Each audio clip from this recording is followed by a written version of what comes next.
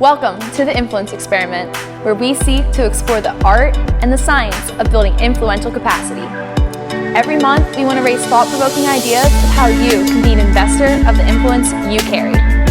If you're ready to journey with us, then it's time to experiment. Hey everybody, welcome back to another episode of the Influence Experiment. We believe that every person alive has influence, and through this podcast, we are experimenting through conversation to find formulaic and creative ways to do influence well. We want to invest in ourselves that we may better equip those around us, be it our jobs, our families, our teams, and our circle of influence.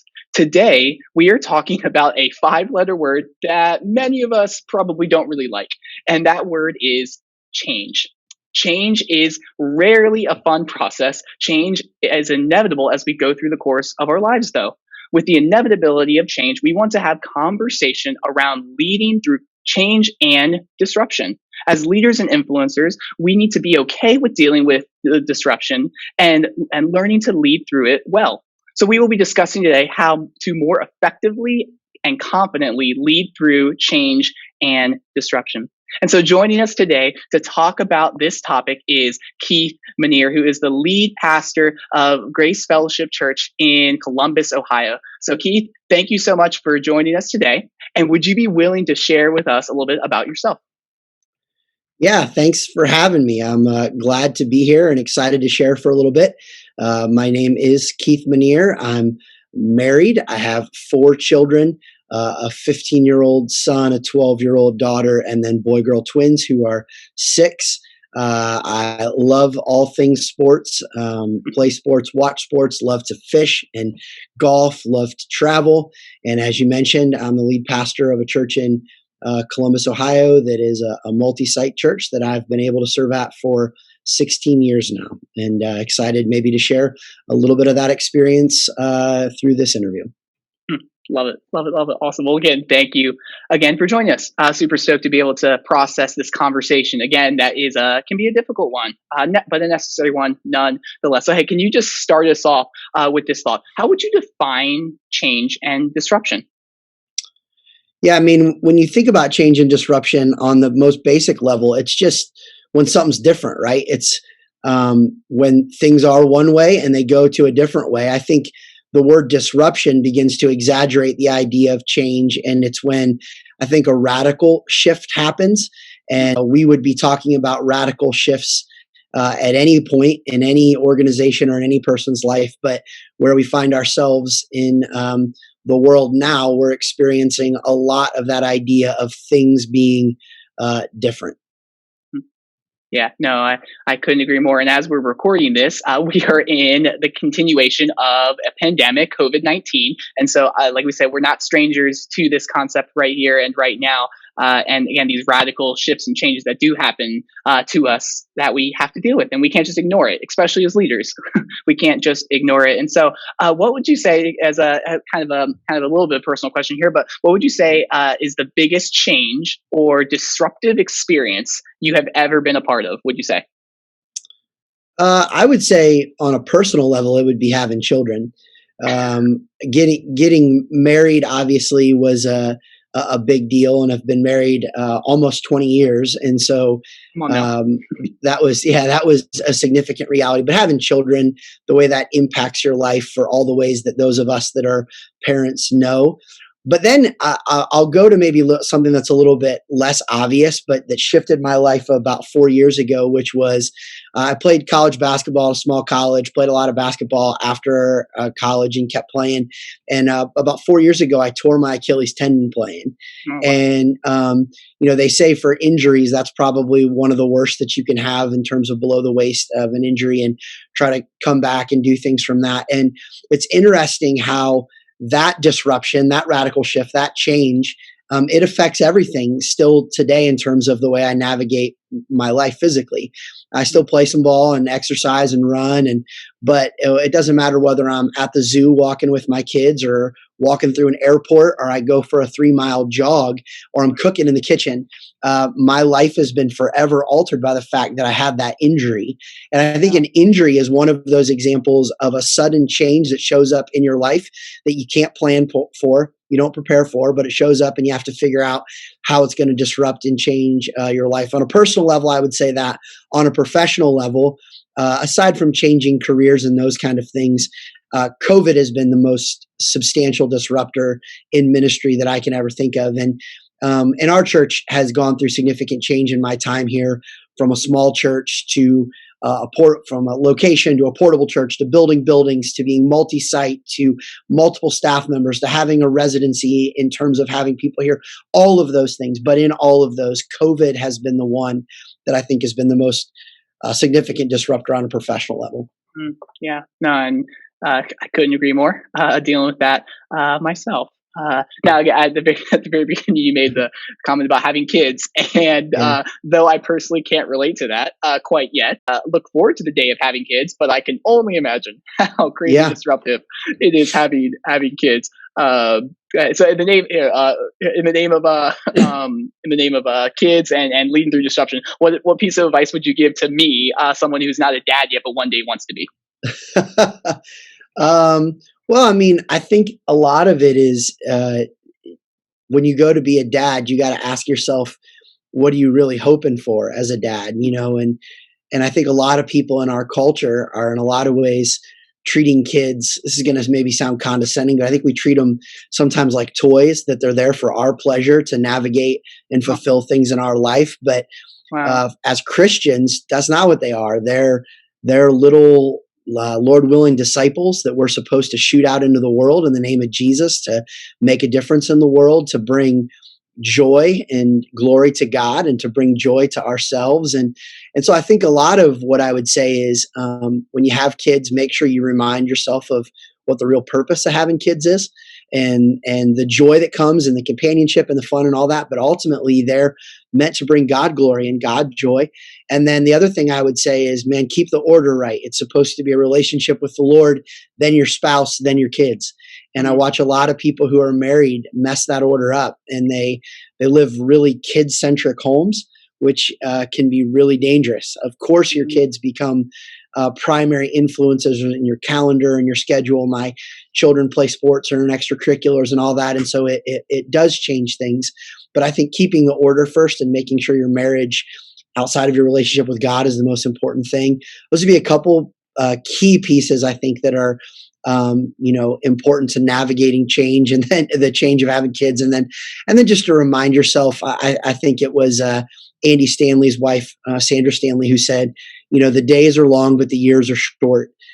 Sometimes it can feel like it's really exhausting, but really time does go fast. And so enjoy it and make the most of it. And remind yourself that the revolution of changing your kid's life actually comes in the routine. It comes in the day to day. I know when I first had kids, I would say I was a lot better at being an event parent.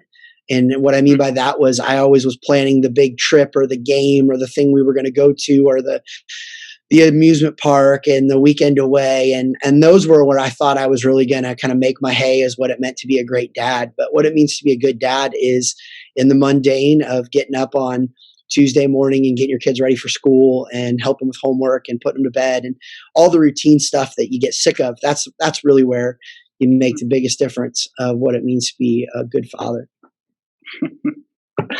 I love it. And we could shift this whole podcast to talking about being a parent, right? Because there's so much that's needed in the world of change and disruption, right? When you think about your kids. But I'll tuck those nuggets of wisdom way in the back of my head, and I'll remember them from Keith, when I become a dad one day, Lord willing. And so, but hey, stereotypically speaking, more people don't like change than like change. And I would go as far as to say that more people actually hate change than are okay with it. Why is that? Yeah, it's interesting. A lot of people say that, and I don't think people hate change. I don't think people dislike change as much as people say that. I think people people hate change or don't want change that they believe favors them. So I think if you said, "Hey, I'm going to give you $2 million," there's very few people that would go, "Yeah, I'm not interested in that kind of change," and yet it would alter and disrupt their lives. Many people step into change on purpose. We've already mentioned a couple examples. People get married. That's a giant change. People shift careers. That's a giant change. People have kids. That's a giant change. People move homes willingly. I don't think it's that people hate change as much as they don't like the specific change that's affecting them. At the most basic level, change and disruption is moving people from here to there. And the type of change that people don't like is when they don't think there is better than here. If they think where they're at is where they need to stay and what they need to do, then they'll not like it. I mean, so the truth is, like, probably let's take the most classic end of the year into New Year's resolution change that exists: weight loss. People saying, I want to change, right? And so what they say is, I'm here, I weigh this, I want to move here, I want to move from here to there, and I want to lose weight. But the reason they don't like that change is that journey requires moving some things from here that they don't want to give up. They don't want to give up cookie dough ice cream. They don't want to give up being able to sit on the couch as opposed to get on a treadmill. Whatever it is, fill in the blank. And so I think the change that people like is when they believe that there truly is better than here, and they're willing to pay the price between those. When that doesn't exist in that equation, then I think people don't like change. And oftentimes the deciding factor for that is, do I feel like I am the governor and the decision maker for moving from here to there? So if an outside resource shows up and says you got to move from here to there, I think sometimes that's when we begin to be resistant, because whether it's selfish or our ability to think we know best all the time, we would say, I don't need to move from here to there. If I needed to do that, I'd already done that. But when we get to make that decision, suddenly we're like, I'm okay with that, and I'll go in that direction. And so when your boss says it, or your mom says it, or your friend says it, or your spouse says it, or the government says it, well, then here to there is stupid. But if you get to say it and you get to determine it, a lot of times you're prone to say here to there is a good idea. And then even sometimes when other people say it, again, if the bank said, bank error $2 million, my hunch is you'd be okay moving from here to there.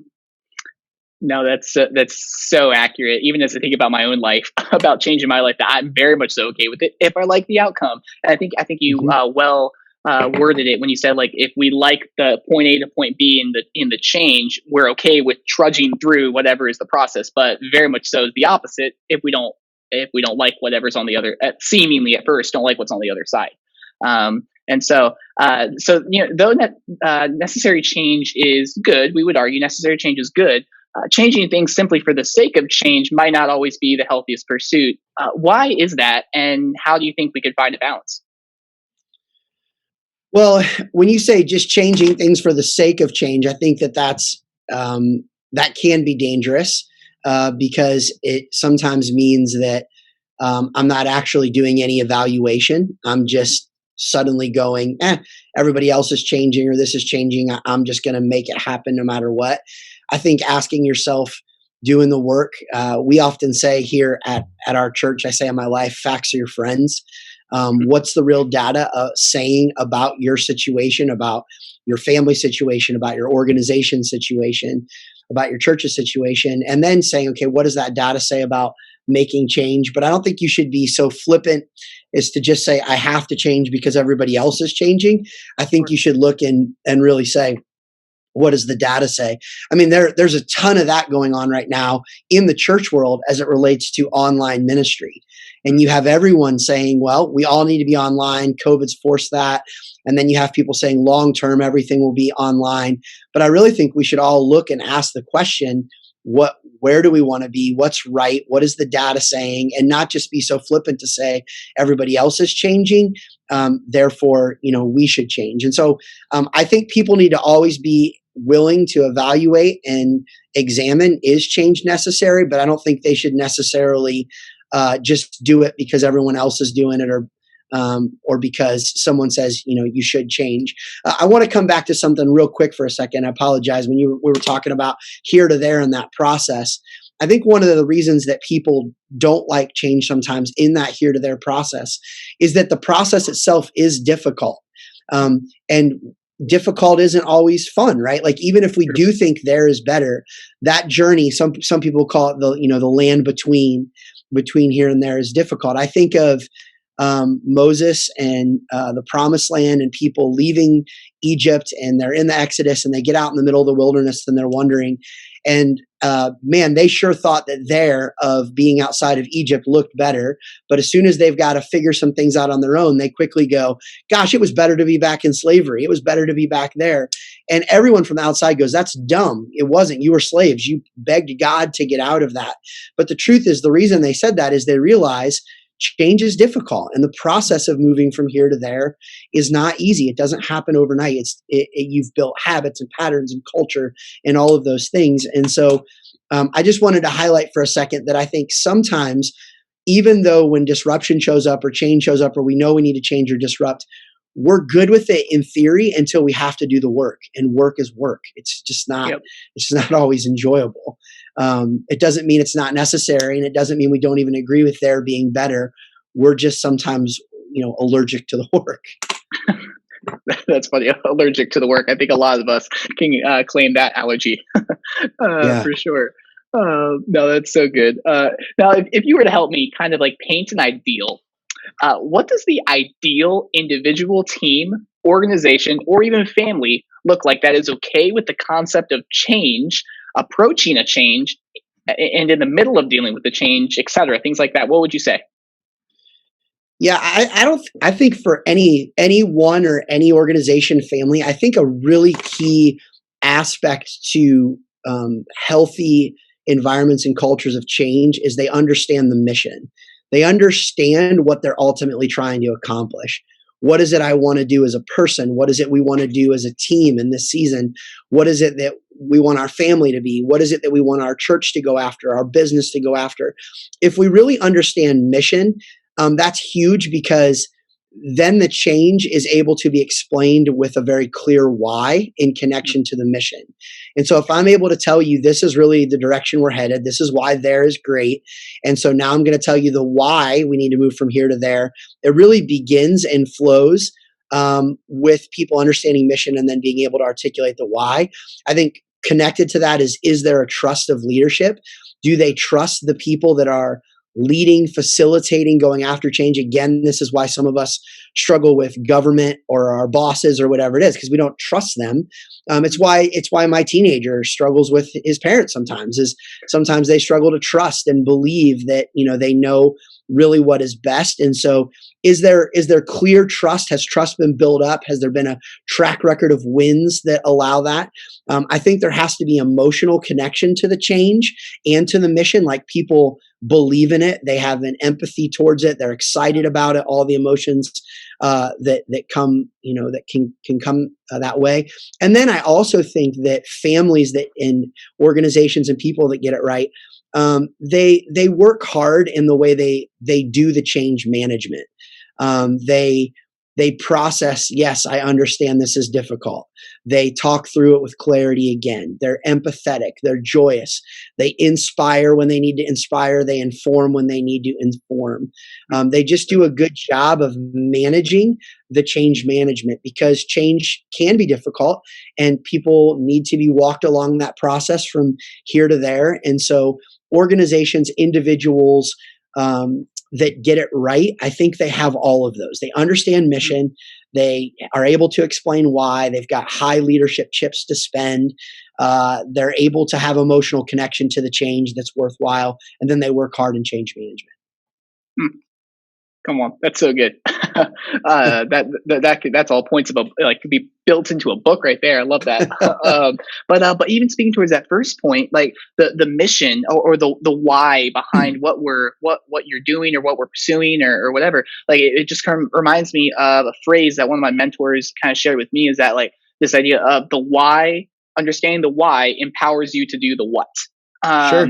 And it's this idea that like the more that you remind yourself and drive yourself under the mission or the why of what you're doing, it gives purpose. It can give stamina towards what you're doing, and the remembrance of, man, there is a purpose behind this, and and we are doing this together as a team, and here's the why, and complementing towards the what. And so I think that's a really needed foundation. Then speaking towards trust, as you said, the emotional connectivity of it all, some of those things are just really, really good for us to think through within our own teams, within our own families, of how are we doing with that when we think about the continual change in life that we experience. And so, but knowing that, probably again, a lot of us wrestle with change. A lot of us wrestle with the concept of it. So, what advice would you give to the individual who sees change that needs to happen within their family, their team, or the organization, but they're unsure how to proceed forward? How would you speak to that? Yeah, I think a few things. I think one of the things is they have to be honest with themselves, with who they are out the jump, and say, um, "I'm scared. I'm overwhelmed." They just need to divine reality for who they are, what they're about to face, and call it what it is, where they're at. And then from there, I think there's a few things that they need to do. One is they need to seek counsel from people that have gone where they haven't gone. You started early on in this and said, "Hey, give me some thoughts about being a dad." And you're saying, "I want to understand and tuck some things away for when that's going to happen." And we live in a world where we have access to people and resources and information, and so we should be constantly learning and teachable. I'm amazed how many people work jobs where they don't go learn from other people who have that same job.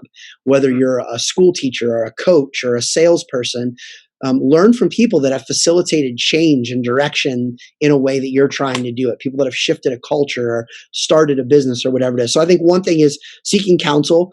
I think the second thing is you got to acknowledge the cost if you don't change. It's oftentimes easy to say, well, these are all the things that are going to happen if we change. And, Susie in accounting will be mad. And this is what's going to happen from that person that goes to that service at church. Or this is why our son will be mad. But you have to acknowledge what happens if you don't change. There's a cost either way. And Sure. pretending that there's not a cost to bring this disruption into your organization is a big deal. And I think you have to also acknowledge that at some point you have to fire. You can't aim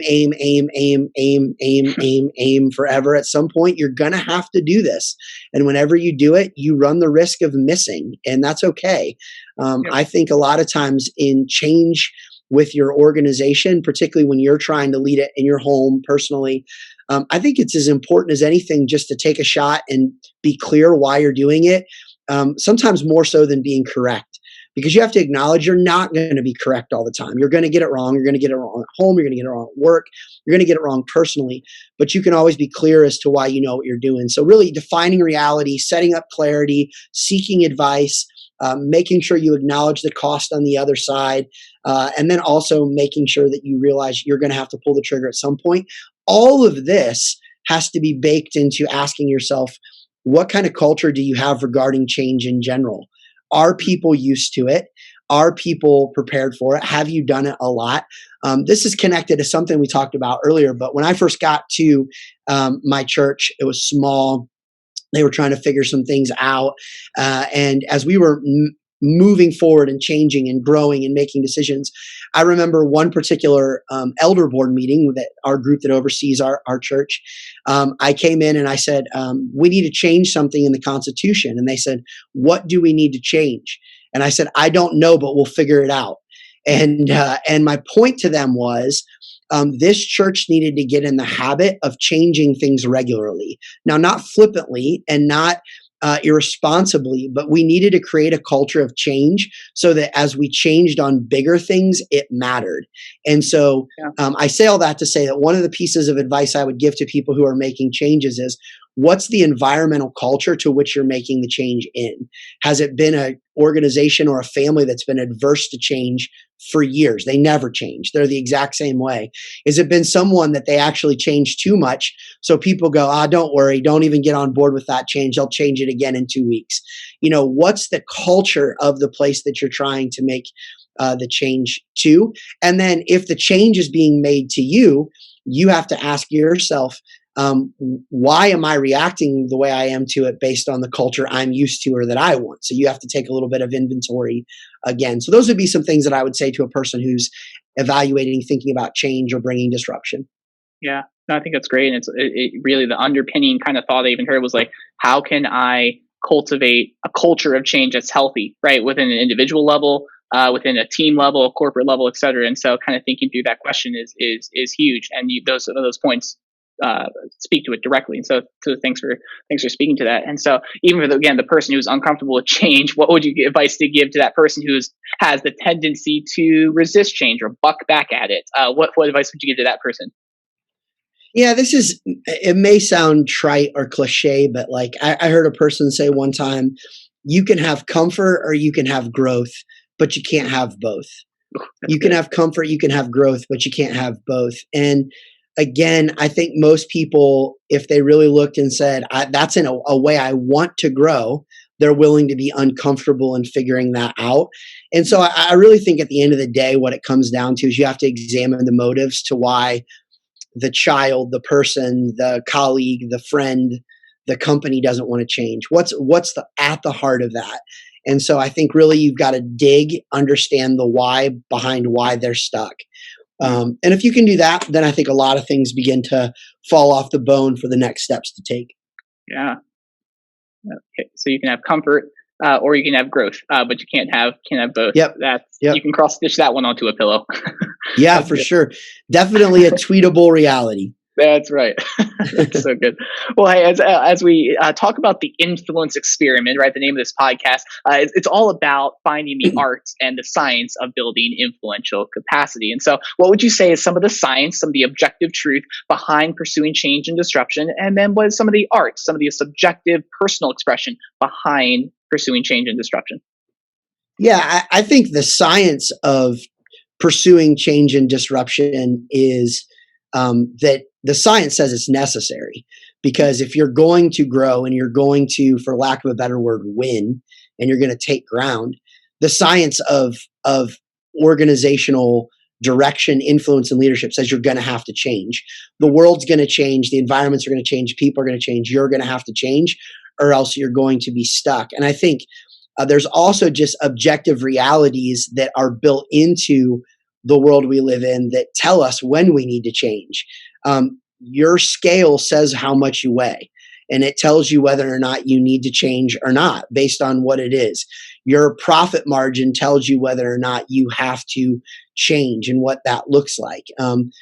Sometimes we can look around and go, are people for my job as a pastor, are people in my church getting baptized?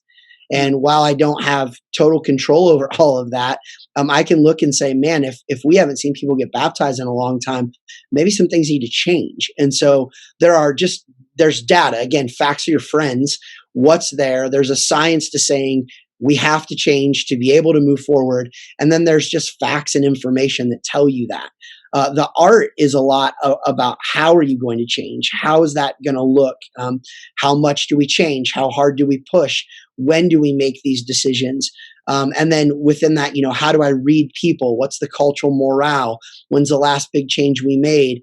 Do people need more inspiration or information here? What is all those things that are really, the art of it? I mean, it's maybe weird to say it this way, but if I'm a quarterback and I'm throwing the ball, the science is I'm supposed to throw it from one person to the other and they catch it. The art of that is how I throw it. Yep. What is it I see? What is my arm angle? How hard do I throw it? How soft do I throw it? All of those things. And yet the science is complete the pass.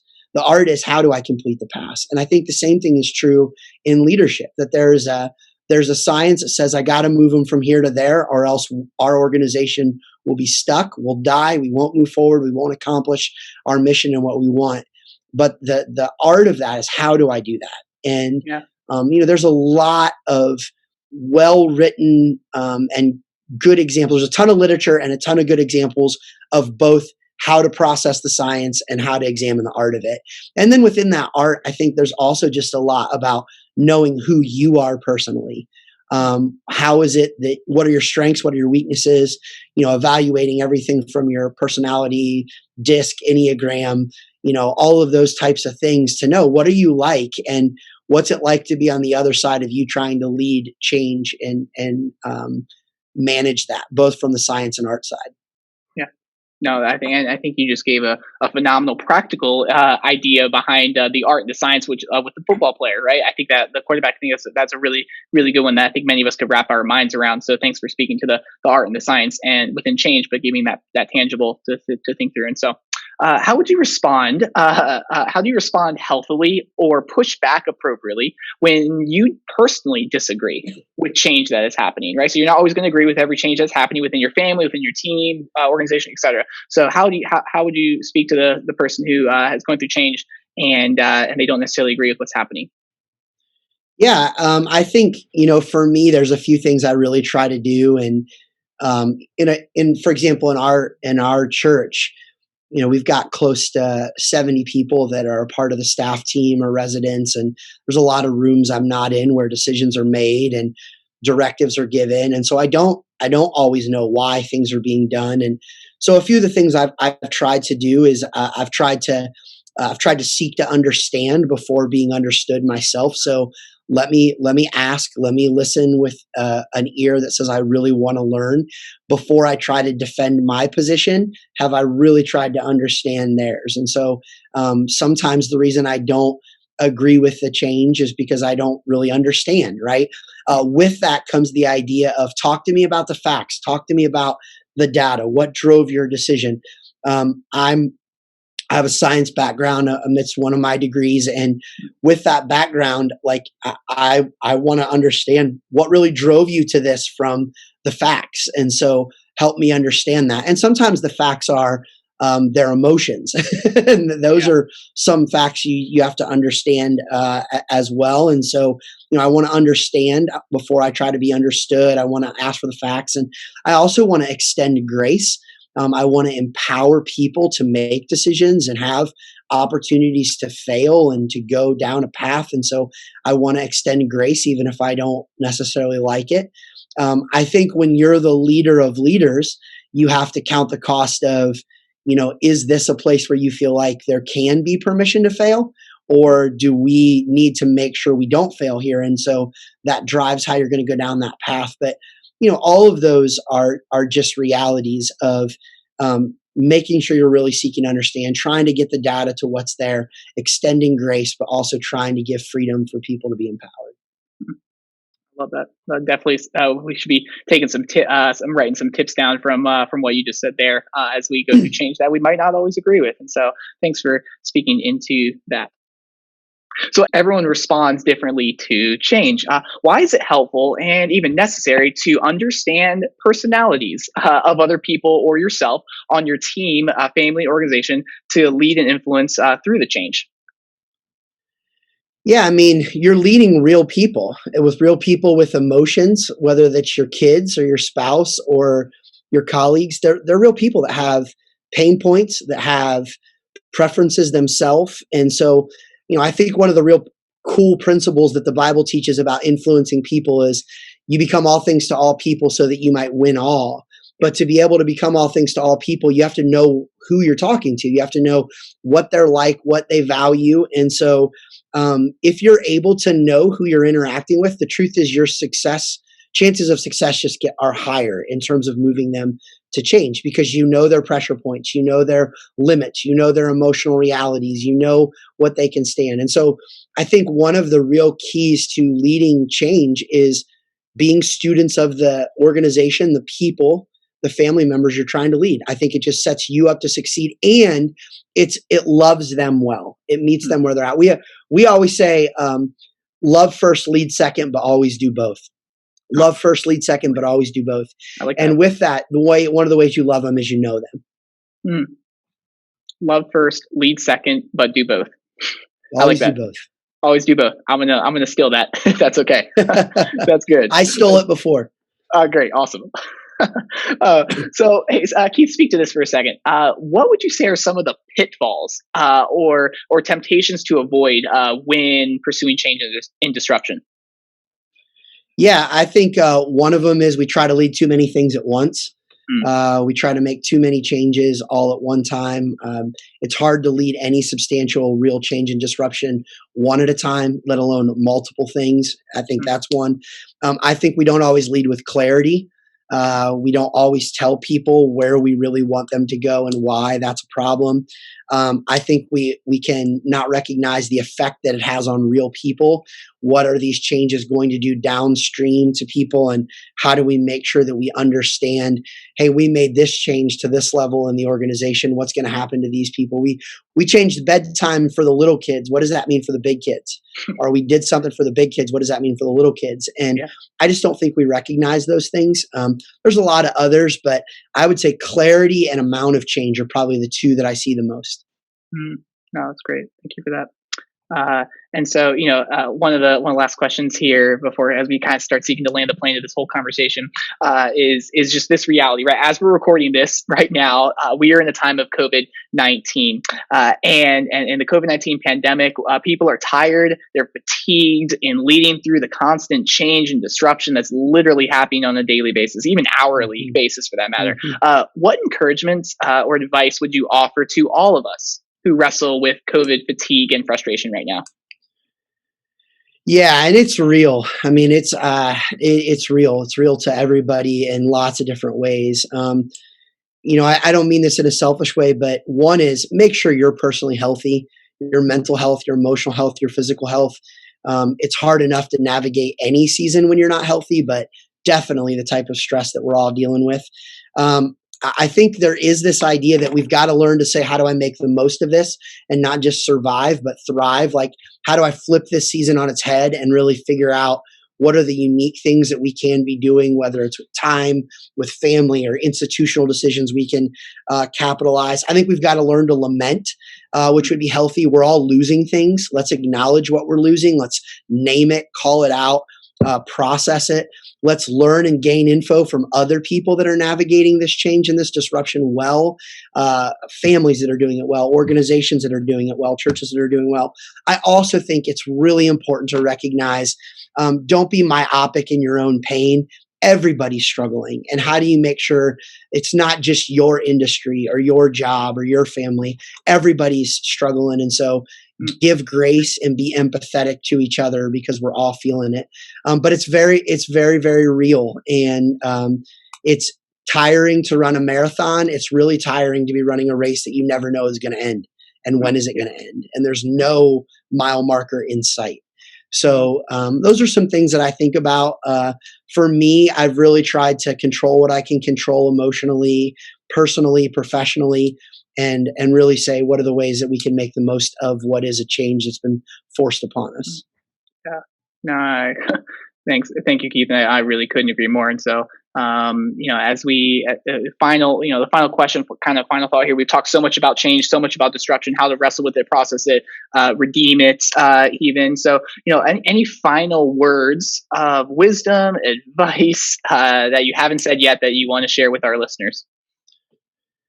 Yeah, leadership and influence, whether it's positional or relational, however it is a big deal. And we need to all recognize that part of our opportunity in life is to help people accomplish more than they would have ever accomplished on their own, and to go become things and do things that they never would have went after by themselves. And it's an incredible opportunity, particularly when you're in a position of leadership, to leverage disruption and change to move people to be more than they ever thought they could be. And so just A, what an opportunity that is, and B, to take incredible stewardship of that opportunity and that privilege.